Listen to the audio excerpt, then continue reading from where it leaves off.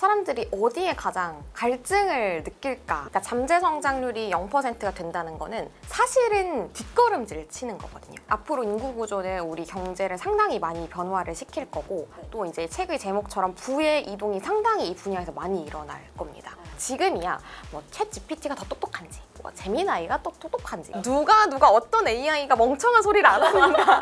그러니까 우리는 그 기준으로 지금 AI 플랫폼을 서비스를 고르고 있잖아요. 맞아요. 근데 시간이 가면 갈수록 어떤 AI 플랫폼이, 어떤 AI 서비스가 더더욱이 보안 체계를 잘 갖추고 있는가가 굉장히 중요해질 거예요. 네, 안녕하세요 여러분. 경제 크리에이터 개념 있는 ESC로 활동하고 있는 소니입니다. 부의 이동 트렌드 2026 저자로 찾아왔습니다. 반갑습니다. 이전에 쓰셨던 30살 경제 공부 저 되게 재밌게 봤거든요. 이번에 또 책 쓰셨는데 트렌드 책 내셔가지고 수준이 갑자기 제가 다 읽어봤는데 그래도 최대한 쉽게 풀어 쓰셨더라고요. 맞습니다. 근데 이제 이게 제목이 부의 이동 트렌드잖아요. 2026년엔 조금 돈이 어디로 몰릴까요? 이게 제일 궁금한 것 같아요. 그러니까 돈이 어디로 몰릴까, 이거를 이제 쭉 지켜봤을 때 한 10가지 정도의 키워드를 뽑을 수가 있더라고요. 그래서 책에서는 뭐 저출생 같은 인구 구조 변화라든지 뭐 저성장, 그리고 렌트 리스크 등등등 굉장히 다양한 것들을 짚었어요. 근데 제가 사실 이거를 이제 정리를 할 때 가장 주목한 거는 사람들이 어디에 가장 갈증을 느낄까였습니다. 뭐 예를 들어서 렌트 리스크 같은 경우에도 이제 전세 사기를 해결하기 위한 그런 비즈니스 같은 게 어떤 걸까, 서비스가 어떤 걸까, 이걸 찾아본 거거든요. 근데 그 비즈니스가 사실 탄생하기까지는 사람들이 그 전세 사기에 대한 두려움을 맞아요. 해소하고자 하는 그 마음이 있었을 아, 거잖아요. 네. 왜냐면 아니 우리가 모두가 내 집 마련할 수 있는 거는 아닌데, 네네네. 그러면 결국 많은 분들이 임차인으로 살아야 되는 건데 그 하루하루가 막 너무 불안하면 불안하니까. 살 수가 없잖아요. 네, 그러면은 이거를 누군가는 해결을 해줘야 될 텐데 이걸 또 무료로 해결해 줄 수는 없잖아요. 네, 그러면 요 중간 지점에서 우리가 이거를, 이 불안함을 해소해 주는 대신에 이제 비용을 받고 어떻게 할 수 있는 서비스를 만들자 하는 이들이 있었을 거잖아요. 그러니까 이게 바로 우리가 이제 통칭해가지고 그 기술까지 통칭해서 프롭테크라고 하거든요. 네네네. 그래서 이 부동산 시장에서 임차인들을 위한 여러 가지 서비스를 제공하고 있는 그런 산업들이 있다는 걸 발견을 했고, 또 그 시장이 심지어 우리나라에만 국한된 게 아니라 해외에서도 상당히 규모가 크고 또 전망이 굉장히 좋더라고요. 게다가 이 기업들이 투자하는 규모들을 보니까 2026년도에는 훨씬 커지겠구나라는 그런 힌트를 얻게 돼가지고 이 책을 10가지 키워드 중에 하나로 넣은 거였어요. 그래서 제가 방금 말씀드린 렌트 리스크 외에도 다른 9가지들 역시 사람들이 어디에 좀 관심을 갖지? 어디에서 좀 니즈를 가질까? 이런 거를 중심으로 계속 조사를 하다 보니까 결국은 딱 키워드들이 명확하게 나오더라고요. 근데 이제 그 키워드 중에 작가님이 2026년에는 좀 저성장이 더 깊어질 거라 이런 전망을 좀 하셨더라고요. 잠재 성장률 이런 게 0%가 된다 이런 말씀을 하셨던데 그런 게 조금 어떤 의미인지가 궁금해요. 뭔가 피부로 와닿지가 않아서. 그러니까 잠재 성장률이 0%가 된다는 거는 사실은 뒷걸음질 치는 거거든요. 그러니까 우리가 원래 이제 성장이라는 거는 이제 계속 앞으로 나가거나 위로 뻗어나가는 걸 당연히 그리는 건데 0%면 왜 뒤로야? 그냥 그나마 제자리인 거 아니야? 라고 생각하실 수 있는데 그러니까 우리가 물에 떠 있다고 생각을 하시면은 가만히 있으면 무조건 뒤로 밀려나거든요. 계속 파도가 치니까. 맞아요. 이제 그나마 아주 느리게라도 이제 발장구를 쳐야 그나마 제자리로 할 수 있고 더 빠른 속도로 해야 앞으로 나갈 수 있어요. 그러니까 우리가 보통 이 잠재 성장률이 이제 2% 수준은 넘어서야 앞으로 나간다라고 얘기를 하거든요. 기준이 2%예요? 맞아요. 지금은 우리가 2%도 안 되는 이제 세상이 돼버렸죠. 그러니까 한국은행도 이제 2026년도에 잠재 성장률을 1.8% 정도로 보더라고요. 근데 사실 이것도 굉장히 긍정적인 시각에서 본 거예요. 왜냐면 현실적으로 올해만 하더라도 1% 미만인 날들이 훨씬 많았습니다. 마이너스인 날들도 꽤 많았고요. 그러다 보니까 1.8%만 돼도 잘 된 거거든요. 그러면 우리가 잘 된 것만 해도 1.8%라는 거는 이미 지금 계속 뒷걸음질 치는 세상이 돼버렸다는 거예요. 게다가 잠재 성장률이 0%가 된다는 거는 정말 이 경제 성장이 계속해서 하락세, 바닥을 향해 간다라는 거니까 우리가 생각하는 것 그 이상으로 지금 경기 수준이 굉장히 안 좋은 거고요. 그래서 우리가 이런 상황일수록 더더욱이 경제 공부를 해야 된다라고 생각을 해서 이 트렌드서를 쓴 거였어요. 근데 궁금한 게 0%라고 하셨지만 코스피도 되게 좋고 네네. 막 반도체 쪽 삼성전자나 SK 하이닉스나 이런 데도 막 엔비디아나 같이 합작해서 뭐 하고 이러잖아요. 네. 그럼에도 성장률이 계속 낮아지는 그런 이유가 있을까요? 그러니까 사실 우리가 또 주가만 보면 안 되는 게 뭐 우리가 소위 얘기하는 불장이라고 했을 때도 경기는 여전히 안 좋을 수 있는 거예요. 왜냐하면 기업의 성장 이꼴 경기의 호조세는 아닌 거인 거니까. 네, 그러니까 물론 영향을 미치는 건 맞습니다. 상당히 영향을 미치는 건 맞지만 기업들이 잘 된다고 해서 무조건적으로 나라가 잘 사는 상황이다. 지금 경기가 좋아진 상황이다라고 얘기할 수는 없는 거인 거죠. 근데 물론 경기가 좋아지려면 주가도 좋아야 되고 이 기업들이 막 투자도 많이 하고 막 열심히 공장 돌려야 되는 건 맞죠. 맞는데 이거는 일부분일 뿐. 이 기업들이 계속해서 살아나고 주가가 계속 올라가고 코스피가 막 4천, 5천을 찍는다고 해서 이 상황이 무조건적으로 경기가 좋아졌다. 그러니까 점재 성장률이 계속 좋아지고 있다라고 얘기하기는 조금 어려운 거죠. 왜냐면 그 경기 안에 우리가 이제 경제 안에 포함된 게 아까 30세 경제 공부 읽었다고 말씀 주셨는데 그러니까 그 목차에 이루어져 있는 게 사실 거의 다 경제를 이루고 있는 것들이라고 봐야 되는 거거든요. 뭐 금리, 물가, 환율, 무역, 그리고 또 고용, 게다가 다양한 것들이 정말 많잖아요. 그 모든 것들이 복합적으로 좋은 상황이 돼야 와 경기가 너무 좋아졌다. 우리 집에 좀 살만하다. 그러니까 이런 상황인 거지. 그 코스피 하나가 이렇게 막 5천을 찍고 뭐 6천을 찍었다고 해서 이제 우리나라 됐어. 이거는 절대 아닙니다. 그러면은 만약에 정말 우리가 이 저성장 고착 위기 속에서 대비를 좀 해야 된다 하면은 이런 투자나 재테크 할 때 좀 어떤 방향성을 갖는 게 좋을까요? 일단 방향성 말씀드리기 전에 저는 이거 꼭 하시라 좀 말씀드리고 싶은 게 경제 공부에 대한 전반적인 거 진짜 꼭 했으면 좋겠습니다. 네, 이게 제가 늘 말씀드리는 건데 제가 강의 같은 거 나가보면 질문이 항상 결과 중심이에요. 그래서 어디 투자하라는 겁니까? 맞아요. 사야 돼요. 맞아요. 뭐 예를 들어 부동산이면 어느 지역을 해야 됩니까? 맞아요. 뭐 주식이면 어떤 종목을 사야 될까? 맞아요. 이런 질문이잖아요. 그럼 예를 들어서 제가 실제로 찝어줬다고 가정을 해도 가령 제가 뭐 SK 하이닉스 사세요 라고 했을 때 당장 이번 주로 오를 수 있겠죠. 다음 주 네. 떨어질 수도 있고. 그 다음 주 떨어질 수 있는 거잖아요. 근데 그 당장 앞주는 정말 빨간불이 떠가지고 강사가 찝어줘가지고 내가 올랐어 기뻐하실 수 있겠지만 그 다음 주에는 아니 뭐야 아니 이거 좋다고 해가지고 내가 샀는데 아, 그 강사 사기꾼이네 개념 있는 힐스 이거 안 되겠네 구독 취소해야겠네 막 이렇게 생각하실 수 있잖아요. 그러니까 이게 뭐 하나를 찝어주고 결과 중심으로 누군가 알려주는 게 나한테 절대 득이 되지 않아요. 뭔가 어떤 내가 정보를 접하더라도 그게 왜 좋은 건데? 그게 앞으로 어떻게 된다는 건데? 뭐 예를 들어 중간에 뭐 가령 실제로 제가 SK 하이닉스를 찍어줬다고 가정을 해도 중간에 파란불이 떠도 그러니까 항양세를 그려도 이거를 내가 지금 버틸 만한 구간인 건지 아니면은 과감하게 조금 던져야 되는 건지 이거는 정말 본인이 기본적인 경제 지식을 가지고 있어야 되는 거잖아요. 근데 저는 오히려 불장일 때 그러니까 경기가 좋을 때는 모두가 돈을 버는 상황이기 때문에 경제 공부 그때도 물론 해야 되지만 중요도를 따지자면 저성장일 때 더더욱이 공부를 해야 된다고 생각을 하거든요. 그런데 오히려 사람들은 반대예요. 저성장이고 지금 너무 힘들잖아요. 그러면 지금 일단 이 갈증을 막 당장 해소하고 싶은 거예요. 그래서 아니요, 뭐 갈증을 어떻게 해소해야 되는지 방법은 필요 없고요. 물 달라고요, 물. 뭐 삼다수가 좋아요, 뭐 백산수가 좋아요, 무슨 물이 좋은지 그것만 알려달라고요. 사람들은 여기에만 관심을 가지거든요. 근데 저는 오히려 더더욱이 저성장 국면일수록 재테크 방향 그걸 어떻게 짜는지는 누구한테 들을 게 아니라 듣는다고 하더라도 내가 기본적으로 그래 그럼 환율 지금 막 1,500원 간다는데 1,600원 간다는데 혹시 1,700원 타는 거 아니야? 그러니까 아는 사람들은 두려워하거든요.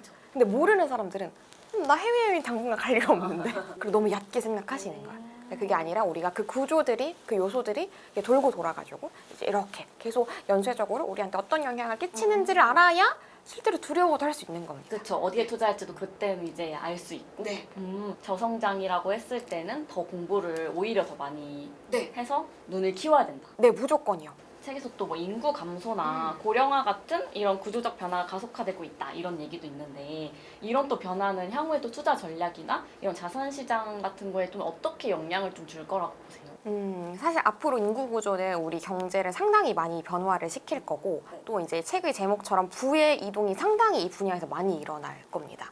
뭐 예를 들어서 혹시 피디님은 이렇게 주변에 좀 아이를 낳은 친구들이나 언니 오빠들이 좀 많나요? 없었죠. 없죠. 네, 결혼도 일단 잘 안 하려고 하고 맞아요. 혼자 사는 사람들이 네네, 많죠. 맞습니다. 그러니까 실제로 저도 아이는 없는데 이제 아이가 있는 친구랑 산책을 나간 적이 있어요. 오랜만에 만나가지고 이제 길을 걷는데 정말 거짓말이 아니고 어르신들이 나이 지긋하신 분들이 걸음을 못 대시는 거예요. 너무 애기 오랜만이어가지고. 아기가 너무 오랜만인 거야. 그 막 예전에는 뭐 애가 울면은 막 인상을 찌푸리고 아우 시끄러 이랬을 텐데 오히려 진짜 그 울음소리조차도 너무 귀한 세상이 돼버린 거예요. 앞으로는 이제 저출생이 물론 이제 극복이 되면 좋겠지만요. 이게 저출생인 기조는 계속 이어질 거라고 봅니다. 일단 특히 우리나라에서는요. 그러면 이게 우리가 이제 유아 관련 시장, 아동 관련 시장을 계속 변화를 시킬 수밖에 없을 텐데요. 우리가 언뜻 생각했을 때는 아 그래? 그렇게 애를 안 낳는단 말이야? 그러면 뭐 아이 옷 만드는 시장이나 뭐 장난감이나 교육 관련 시장은 다 죽겠네? 계속 하향세겠네? 이렇게 생각할 수 있잖아요. 근데 오히려 희한한 그림이 펼쳐집니다. 제가 책에서도 서술을 했었는데요. 이 아이 관련 특히나 아동복, 명품 아동복은요. 2자릿수 성장을 이어가고 있습니다. 하나 잘 키우자 이런 느낌인가요? 맞습니다. 그러니까 비싸노니. 네. 좋은 거 먹이. 네, 뭐 예를 들어 몽클레어 패딩이라든지 봤어요. 네, 그런 거는 이제 특히나 어른들 거는 조금 그래도 재고가 있는 편인데 아이들 거는 이미 여름부터 재고가 없는 거예요. 그러니까 우리 아이를 위해 가지고 비싼 옷을 사입히고 싶은 거죠. 왜냐면 예전처럼 2명, 3명, 뭐 심지어 우리 부모님 세대처럼 5명, 6명 이런 게 전혀 아니다 보니까 하나를 낳았으니까 이 아이한테 내가 해줄 수 있는 최선을 모든 걸 다 해줄 거야 라는 세상이 돼버렸기 때문에 오히려 우리의 생각과 달리 이 유아 관련 시장, 아동 관련 시장은 성장세를 그리고 있고요. 그러니까 이제는 그러면은 걔네는 이제 걱정할 필요 없겠다. 이제 그들도 그렇게 되는 시장 그런 브랜드가 있고 아닌 브랜드가 있는데 그 기준은 저는 프리미엄화를 했느냐 안 했느냐의 차이라고 봅니다. 그러니까 왜냐하면 모두가 프리미엄화를 해야 되는 건 아니죠. 근데 지금 부모들의 선택 기준이 아이한테 지금 모든 걸 쏟고 좀 좋은 걸 해주려고 하는 기조로 많이 돌아섰다 보니까 상대적으로 좀 고가 전략을 가져가고 있는 브랜드들이 상당히 성장세를 보여주고 있고 백화점의 데이터 통계를 살펴보면 실제로 소위 얘기하는 가성비 괜찮은 브랜드 그런 브랜드가 오히려 저성장이니까 잘 될 것 같은데 오히려 아이 기준에서는 고가의 브랜드들이 훨씬 잘 되고 있습니다. 그리고 또 한편으로 우리가 이제 인구 구조가 이렇게 변하게 되면은 솔로 이코노미가 강세를 보일 수밖에 없어요. 솔로 이코노미면은 1인 맞아요. 1인 가구. 아까 피디님도 결혼을 일단 안 한다 말씀 주셨잖아요. 네네네. 네, 실제로 1인 가구가 우리가 진짜 역대급으로 많아지고 있는 추세를 보여주고 있고요. 이미 우리보다 앞선 이런 그림을 보여준 나라가 바로 일본이잖아요. 네, 그래서 일본에서는 그렇다면 1인 가구 이 솔로 이코노미가 어떤 식으로 펼쳐졌을까, 어떤 식으로 자리 정착을 했을까 이거를 살펴보면 우리는 상당히 많은 좀 힌트를 얻을 수가 있는데요. 일단 일본 얘기를 하기 전에 우리나라에 일어난 변화부터 먼저 살펴보면요. 배달만 하더라도 예전에는 뭐 정말 불과 한 2, 3년 전만 하더라도 이 최소 금액의 기준이 꽤 높았거든요. 맞아요. 맞추기 힘들었어요. 네. 혼자 먹으려면. 근데 요즘은 한 그릇 배달 가능합니다. 이런 식으로 엄청 문구를 써놓잖아요. 맞아요. 네. 1인 배달 되잖아요. 맞아요. 그러니까 1인 배달이 되는 것 자체가 1인 가구가 그만큼 많다. 이 시장을 결코 우리가 무시해서는 안 된다라는 건 그들도 인정을 하고 이걸 적용을 한 거죠. 네.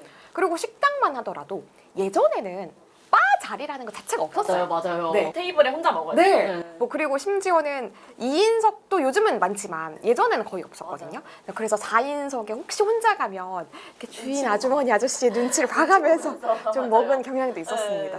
요즘은 오히려 아예 바 좌석까지 만들면서 이렇게 이제 1인 고객이 어서 오세요 이러면서 맞아요. 엄청 환영하는 분위기잖아요. 그러니까 그게 다 변화인 거고 이게 우리가 지금 직접적으로 볼 수 있는 이미 일어난 변화라면 일본에서는 혼자 결혼하는 사람도 많아요. 혼자 결혼 어떻게 해요? 그러니까 혼자 하는 결혼식을 치르는 거예요. 그러니까 나는 비혼임을 스스로 인정하면서 결혼식을 하는 거예요? 맞아요. 오. 그러니까 뭐 어떤 혼인 신고를 하고 그런 개념이 아니고요.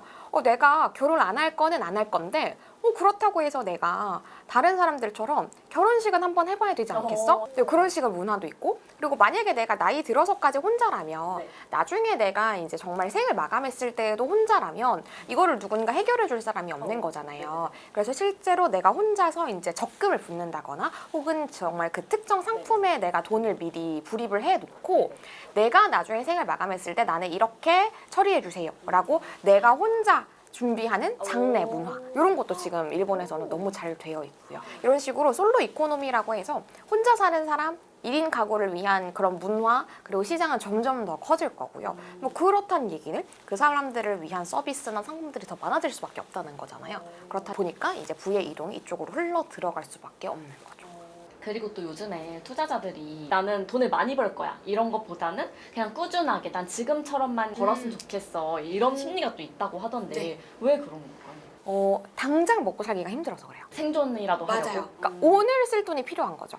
저는 실제로 강의 나가보면 질문이 많이 바뀌었다는 걸 체감을 합니다. 어떻게 바뀌었어요? 예전에는 우리 지금 방금 질문 주신 것처럼 어떻게 하면 더 큰 돈을 벌 수 있을까요? 맞아요. 어떻게 하면 제 돈을 더 이렇게 눈덩이처럼 불릴 수 맞아요. 있을까요?의 방향의 질문이었다면 네.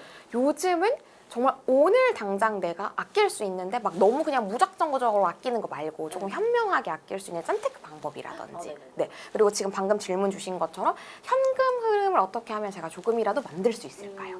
뭐 부업 요즘 좀 힘들 안 드리고 할 만한 거 추천해 주실 만한 거 있을까요? 이런 쪽으로 질문이 많이 바뀌었어요. 그러니까 이게 결국은 앞서서 질문 주신 그 저성장의 기조가 계속 이렇게 만연하고 이어지다 보니까 이런 쪽으로 사람들의 생각이 바뀌는 거고 그에 대한 질문도 이런 식으로 나오는 거거든요.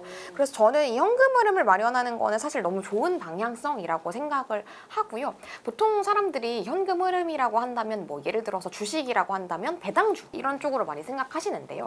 그러니까 주식을 통해서 우리가 현금 흐름을 마련하는 것도 물론 중요해요. 네. 중요한데 저는 기본적으로 현금은 최소 뭐 20% 정도는 본인의 자산 중에서 가지고 있어야 된다고 생각을 합니다. 그러니까 주식을 통해서 현금 흐름을 받는 거 이것도 중요하지만 뭐 기본적인 예적금도 절대 무시하지 말고 저는 계속해서 가야 된다라고 생각합니다. 왜 그러냐면 이 현금이라는 거는 저성장일 때도 중요하고 또 성장이 한창 이루어질 때도 굉장히 중요한 역할을 해요. 예를 들어서 성장이 너무너무 좋은 그러니까 요즘 지금 막 경기가 호황이에요. 근데 그럴 때에는 내가 만약에 현금을 보유하고 있지 않다면 투자를 하고 싶어도 못합니다. 돈이 없어요. 네, 그러니까 경기가 좋을 때는 뭐 예를 들어서 지금 코스피 막 5천 찍었어요. 네. 근데 그럴 때는 우리가 정말 다 넣기만 하면 막 계속 수익이 날 거 아니에요. 근데 그럴 때 다른 사람들 계속 투자하는데 현금이 없어서. 네, 현금이 없으면 어떻게 투자를 하겠어요? 그러면 내가 가지고 있는 다른 종목을 정리를 해야 또 투자가 가능할 거잖아요. 그래서 경기가 좋을 때는 좋을 대로 현금이 있어야 되는 거고요. 또 경기가 안 좋을 때는 현금이 나의 방어막 역할을 해주는 거예요. 만약에 진짜 경기가 너무 안 좋고 하필이면 내가 투자한 종목들이 다 파란불이다 라고 할 때에도 내가 어느 정도의 현금은 가지고 있어야 이 파란불이 뜬 게 지금 막 너무 조급하지 않고 맞아요. 불안하지 않고. 네, 그 불안함을 좀 잠재워 줄 수 있을 거잖아요. 그래서 현금 흐름을 만드는 거는 이제 많은 분들이 현금 흐름 하면은 제가 아까 말씀드렸던 배당주를 대표적으로 생각을 하시고 내가 뭔가 투자를 통해서 현금을 만들어야 된다고 생각하시는데요. 물론 그것도 너무 좋은 방법이긴 하죠. 내가 갖고 있던 주식들을 좀 정리해서 뭐 예를 들어서 뭐 우리가 지금 배당을 주는 그런 종목들이 있잖아요. 근데 그런 것들 쪽으로 조금 비중을 늘리는 것도 좋은 방법이죠. 근데 요즘 예적금을 좀 너무 무시하는 아니 너무 낮아요. 너무 낮아. 금리도 너무 낮죠. 네. 너무 낮죠. 그러면 정 안 되면 채권이라도 한다든지. 네. 그러니까 좀 정말 안정적으로 현금 흐름을 만들 수 있는 쪽으로도 꼭 생각을 해주셨으면 좋겠어요.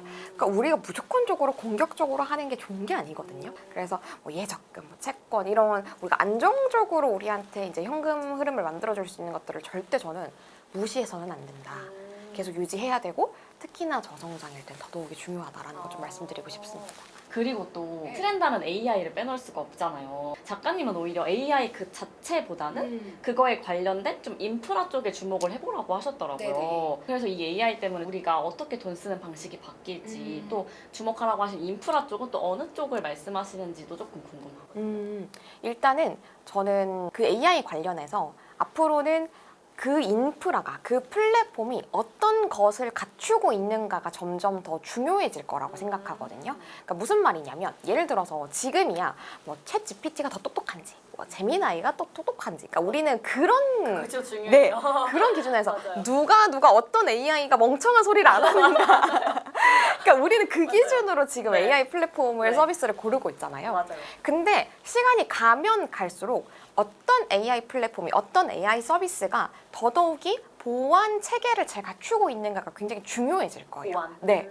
네. 왜 그러냐면 그러니까 우리 사실 불과 1, 2년 전만 하더라도 중국의 자본이 들어간 AI는 중국이 만든 AI는 그걸 검색하면 내 정보가 다 글로 가는 거 아니냐. 아 맞아, 좀 네. 걸렀죠. 근데 물론 지금도 그 생각이 계속 있죠. 네. 그러니까 그런 것처럼 우리는 계속해서 이 산업이 발달하고 AI가 계속해서 똑똑해지고 우리의 삶에 침투를 하고 자연스럽게 녹아들면 들수록 어떤 AI가 더 똑똑한가 보다 어떤 AI가 더 안전하니 네. 어떤 AI가 더 우리의 삶을 안전하게 좀 보호해주고 우리의 정보를 밖으로 유출하지 않니 이거에 더 초점을 맞출 수밖에 없을 거고요.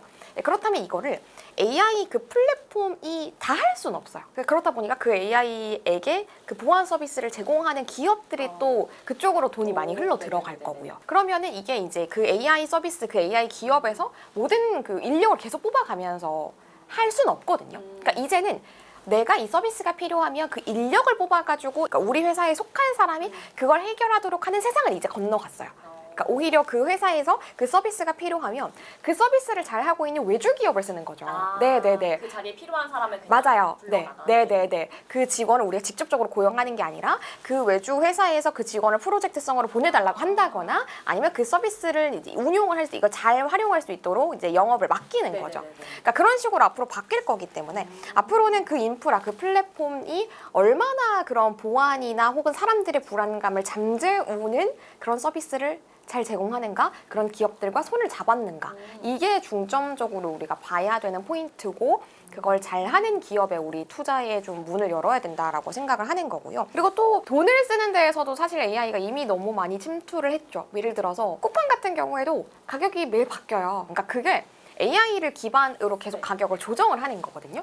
그러니까 만약에 가격이 올라갔을 때는 절대 안 사고 그 사람이 한 번 1,750원에 샀는데 1,750원에는 사고 그거보다 높은 가격에 안 산다. 그러면 그 사람한테는 그걸 몇 번 높은 가격을 좀 트라이를 해봤다가 그 이후로는 아, 이 사람은 이 가격 이상으로는 안 사는구나. 그러면 그 이하로 띄워준다거나. 네네네. 그런 식으로 그게 그러니까 데이터를 기반으로 AI가 계속 우리를 좀 이제 간을 보는 거거든요. 그러니까 그래서 제가 지금 쿠팡을 예시로 들어서 그렇지, 그러니까 정말 많은 쇼핑 플랫폼에서 이 AI를 이미 접목하고 있고요. 가격 조정이라든지 다양한 것에서 우리한테 이미 그걸 활용해서 데이터를 보여주고 있습니다. 그래서 앞으로는 AI를 정말 얼마나 현명하게 쓰는 플랫폼인가가 그 플랫폼, 그 인프라가 돈을 얼마나 잘 버는가, 사람들의 니즈를 얼마나 잘 충족시켜 주는가 그걸로 이어질 거란 말이죠. 그러면 그 기업은 당연히 계속해서 승승장구를 하고 이 돈을 막 갈 길로 이렇게 끌어모을 수밖에 없겠죠. 책에 이제 10가지 키워드를 뽑아주셨잖아요. 조금 더 주목해보면 좋겠다. 그럼 일단은 우리 신노동시장 얘기 먼저 해보면 좋을 것 같은데요. 주변에 프리랜서가 좀 많은 많죠. 더 많아졌어요. 정말 많죠. 네. 날이 가면 갈수록 많아질 겁니다. 프리랜서시죠? 그쵸? 네, 저도 프리랜서고요. 프리랜서.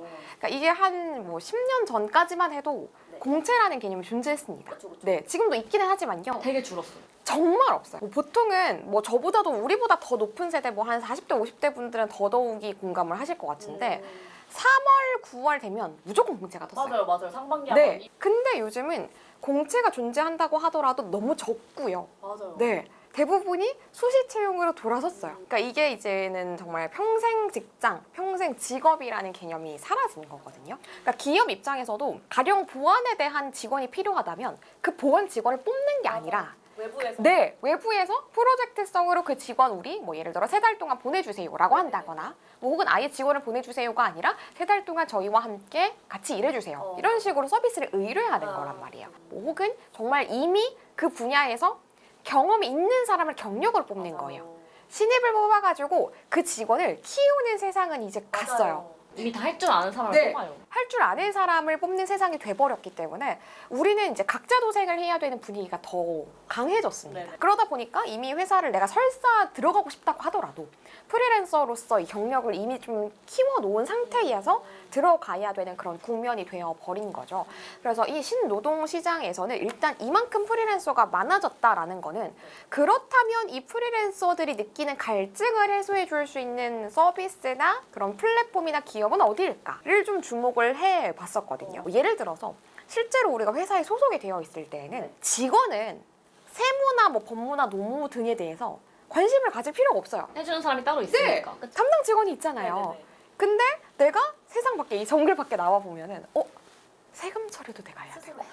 그러면 이거를 실제로 사람들이 개개인이 할 수는 없어요. 이걸 귀찮음을 해소해주는 서비스를 맡기겠죠. 대표적으로 3.3 같은 것도 예전에는 없었잖아요. 맞아요. 근데 이렇게 프리랜서가 많아지다 보니까 1인 사업가가 많아지다 보니까 그 귀찮음 저희가 대신해드릴게요. 대신에 저희한테 수수료만 좀 주세요. 맞아요. 이거잖아요. 네. 앞으로는 이런 시장이 더 커질 거예요. 그래서 거기에서 그 플랫폼들도 그냥 그거를 올릴 수 있게 판만 깔아주는 게 아니라 그 이상으로 뭐 신뢰를 기반으로 한 기능들로 많이 넣어놨어요. 뭐 가령 네이버 부동산만 하더라도 뭐 집주인 인증 주택, 뭐 공인중개사 직접 확인 이런 태그를 달아놓거든요. 근데 그게 뭐냐면 허위 매물 아니에요. 저희가 직접 확인했어요. 집주인이 직접 거주하고 있고요. 집주인이 직접 내놓은 거 맞아요. 이거 확인했다라는 거거든요. 근데 그것처럼 뭐 크몽이나 숨고 같은 이런 노동시장 이 플랫폼들에서도 저희가 뭐 직접 어떤 거 하실 수 있는지 확인했습니다. 뭐 같은 그런 인증 마크들을 이제 하나 둘씩 달기 시작했어요. 그런 플랫폼들이 규모가 커질수록 관련 서비스들이 점점 많아지고 있는 거죠. 그래서 앞으로는 이렇게 프리랜서가 많아지면 많아질수록 제가 방금 언급한 뭐 3.3이나 크몽 같은 대행을 해주는 그런 플랫폼들에 계속해서 투자 비용들이 많이 흘러 들어갈 수밖에 없습니다. 계속해서 규모가 커지고 있고요. 실제로 크몽 같은 경우에도 작년에도 이제 흑자 전환하면서 계속해서 성장세를 이어가고 있거든요. 그러니까 이런 식으로 계속 우리의 대행, 뭐 귀찮은 것을 해결해주는 그런 플랫폼들을 많이 주목을 하시면 좋을 것 같고요. 또 한편으로는 이 신노동시장 관련해가지고 업스킬링이 뜨고 있어요. 네, 업스킬. 이게 뭐냐면 이거는 우리나라뿐만 아니라 전 세계적으로 계속 성장하고 있는 추세인 건데요. 우리가 AI가 등장하면 편하기도 하지만요. 한편으로 불안합니다. 내가 할 일이 없어지는 거야. 내 일은 사라지나?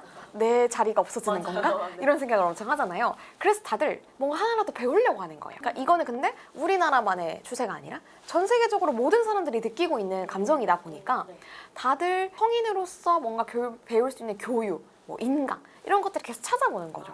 실제로 피디님도 아마 느끼실지 모르겠는데 예전에 비해서 예전에 우리가 인강이라고 하면 학생들의 전유물이었거든요. 맞아요. 네, 우리가 정말 막 수능 대비하려고 보는 거였어요. 근데 요즘은 정말 우리 성인들이 배울 수 있는 뭐 재테크뿐만 아니라 코딩도 그렇고 AI랑 AI 관련 것도 그렇고 굉장히 많은 것들을 우리가 인터넷 강의 혹은 어떤 커뮤니티 이런 것들을 통해서 배우잖아요. 이게 전부 다 업스킬링이에요. 하나라도 배우려고 하고 발전시키려고 하고 그러니까 이 신노동시장 이 안에서 내가 살아남으려고 하는 발버둥인 거죠. 그래서 앞으로도 이 교육 관련 시장들에 돈이 또 더더욱이 크게 몰려들 겁니다. 그리고 또 하나 더 아까 언급한 거긴 한데요. 저성장 키워드에서 제가 좀 첨언을 하고 싶은 거는 우리가 이런 식으로 저성장이 가속화가 되면 제가 선택지를 하나 드려볼게요. 규모가 큰 기업에 투자를 할 것 같으세요? 아니면 어떤 독점적인 기술이 있는 데에 투자를 할 것 같으세요? 독점적인 기술이 있는데 투자해. 맞아요. 네. 예전에는 대기업 위주의 투자가 많았어요.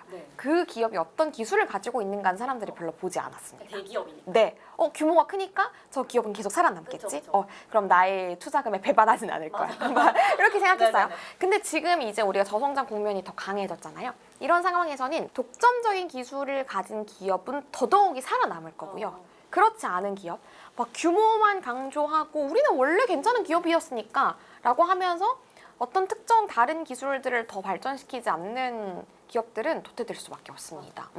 예를 들어서 요거 제가 얘기 나오면 항상 삼양을 예시로 들거든요. 이 불닭볶음면이 해외에서 엄청 인기잖아요. 네. 불닭볶음면은 진짜 정말 막 아이들은 이거 받으면 막 눈물을 흘릴 정도로 엄청 좋아한다고 하더라고요. 해외 아이들은. 그러니까 이렇게 독보적인 위치를 가지고 있을 때는 그들이 가격을 올리더라도 사람들은 사 먹을 수밖에 없어요. 다른 데서 안 파니까. 네. 그거밖에 없으니까. 독점적이니까요. 미국에서 관세를 때린다? 그러면 우리가 그만큼 힘들어졌으니까 비용이 많이 들어가니까 우리 최종 소비자 가격 올릴 거야. 실제로 미국에서 올렸거든요. 네. 근데 사람들은 계속 사 먹어요. 왜? 대체할 게 없잖아요. 그러니까 그런 식으로 독점적인 거를 가지고 있는 상품이나 서비스를 가지고 있는 기업이 어디인지를 찾아보시면 이 저성장 국면에서도 살아남을 수 있는 기업을 찾아보시기가 쉽습니다. 뭐 예를 들어서 우리 지난 가을에서도 삼성전자랑 SK하이닉스가 엄청 떡상했잖아요. 사실 그것도 이제 AI 관련인 거잖아요. 물론 삼성전자랑 SK하이닉스 외에는 딴 데는 아예 안 만들어까지는 아닌데 그 두 기업의 비중이 세계적으로 너무 압도적인 거예요. 이 AI가 계속해서 치고 올라올수록 삼성전자랑 SK하이닉스도 계속해서 기세등등해지고 주가가 올라갈 수밖에 없는 거예요. 그러니까 그런 쪽의 흐름으로 우리는 앞으로 투자를 어디로 해야 될까의 시야를 좀 옮기시면 좋을 것 같아요. 그러니까 정말 내가 관심 있는 분야를 딱 집어서 그 기업에서 그 규모가 제일 큰 기업이 어디일까가 아니라 앞으로는 이 섹터에서 제일 독보적인 기술을 가진 데가 어디지? 남들이 못하는 거를 할 수 네. 있는 데는 어딘지. 그 중점으로 보신다면 투자를 하는 데에도 당연히 좀 네. 도움을 받으실 수 있을 거라고 생각합니다. 작가님이 채널을 하나 하고 계시잖아요. 네. 거기 보면 이제 짠테크라던가 이런 실생활에서 바로 활용할 수 있는 꿀팁 같은 정보들 많이 주시는 것 같아요. 2026년에도 투자자들이나 아니면 개인들이 놓치지 말고 좀 체크해보면 좋을 정책이나 뭐 이런 제도 변화나 이런 것들 좀 있을까요? 제가 개념 있는 히스 채널에서 뭔가 정책을 올리잖아요. 이게 어떤 반응이냐면 이런 게 있는 줄 몰랐다. 맞아요. 네. 근데 저로서는 좀 안타까운 게 국토교통부나 부처에서 손희애 씨 이런 게 나왔습니다. 특별히 저한테 알려주시는 게 절대 아니란 말이죠. 그 사실은 우리가 경제 기사에 조금만 관심을 가지면 뭐 새로운 게 나왔다라는 거를 충분히 접할 수가 있어요. 네네. 그리고 이제 지금 요즘 제일 많이 얘기가 되고 있는 거는 교통패스예요. 지금 우리가 많이 쓰고 계신 거는 서울 기준에서는 기후동행 카드, 네. 그리고 전국권에서는 K패스인데요.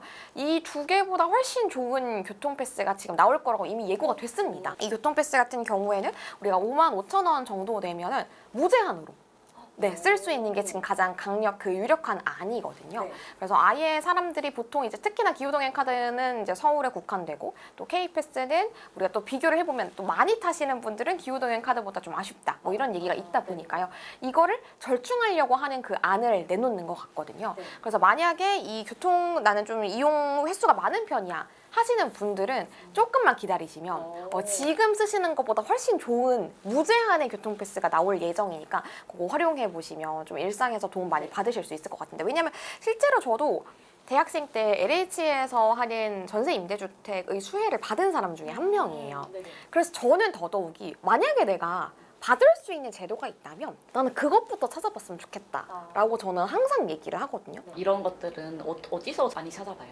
일단 저는 기사에서 제일 1순위로 제일 많이 정보 얻고요. 그리고 복지로 홈페이지도 복지로? 네. 아. 복지로 홈페이지에도 꽤 많이 올라옵니다. 복지로 홈페이지도 적극적으로 활용해 보시면 좋을 것 같습니다. 우리가 매년 이런 소비 트렌드나 경제 트렌드서는 진짜 많이 나오잖아요. 그런 책들과 좀 비교했을 때 부의 이동 트렌드가 갖는 좀 가장 큰 차별점은 뭘까요? 그러니까 제가 트렌드서를 읽었을 때 저는 두 가지가 안타까웠는데 첫 번째는 아까 PD님도 읽으면서 생각보다 쉽게 읽혔다라고 말씀 네네네. 주셨잖아요. 일단 첫 번째 그걸 좀 중점을 뒀습니다. 그 트렌드서들을 읽어보면은 너무 어려워요. 너무 두껍고. 예를 들어서 AI에 관련된 부품 얘기를 할 때도 네. 그 부품이 뭔지를 좀 말해줬으면 좋겠는데 맞아요. 그게 중요한 건데. 근데 우리는 AI 전문가가 아니니까 그쵸. 그래서 저는 그 부분에 대해서 최대한 부연 설명하려고 노력을 많이 했어요. 네네네. 그리고 두 번째로는 so what? 이게 없다고 생각했어요. 그러니까 무슨 말이냐면 다른 트렌드서를 읽었을 때 그래서 뭐 어쩌라는 거야? 이 기업에 투자를 하라는 거야? 어떻게 하라는 네. 그러면 나의 행동은 뭐 어떻게 변해야 된다는 네. 거야? 그 생각을 독자의 몫으로 계속 두는 거예요. 물론 우리가 그걸 읽고 스스로 생각해보는 연습도 중요하죠. 중요한데 아예 정말 경제가 익숙하지 않은 사람 입장에서는 그 생각을 하는 것조차 너무 벅차거든요. 그래서 뭐 저도 이 기업에 투자하세요 이렇게 적은 건 당연히 아니죠. 하지만 조금 최대한 우회적으로라도 이 분야에선 이 포인트를 봐라. 이런 식으로 행동하면 우리는 좀 생존하기가 좋을 것이다 라는 거를 좀 말미에 최대한 정리를 하려고 노력을 했습니다. 물론 제 책 부의 이동 트렌드 2026을 읽어주시면 제일 감사하지만요. 꼭 제 책이 아니더라도 저는 트렌드는 항상 파악해야 된다고 생각을 해요. 가령 아까 우리 신노동시장 얘기했지만 신노동시장도 단연 우리가 투자 면모뿐만 아니라 내가 그러면 앞으로 프리랜서 살아갈 때 혹은 직장인으로 살아갈 때 이런 식으로 좀 내가 대처해야 되겠다라는 생각까지 우리가 해볼 수가 있는 거잖아요. 그래서 우리가 무엇인가 이 트렌드가 어떻게 변하는지를 알아야 앞으로의 나의 이 행동에 상당히 도움이 되기 때문에 제 책 부의 이동 트렌드 2026을 기반으로 2026년 좀 현명하게 잘 준비해보시면 너무 좋을 것 같습니다. 내년에도 계속 내시나요? 내면 좋겠는데